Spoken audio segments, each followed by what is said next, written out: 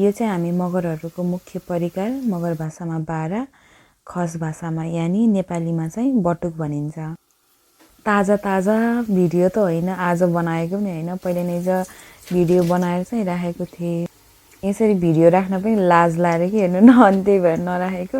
अनि आज चाहिँ यसो फोन हेर्दै जाँदाखेरि चाहिँ अनि ठ्याक्क भिडियो देखेँ, अनि एडिट गरेर पोस्ट गरिदिएँ। उहिले चाहिँ बाजे बजेले के भन्ने गर्नुहुन्थ्यो भन्दा, बोल्नेको पिठो पनि बिग्छ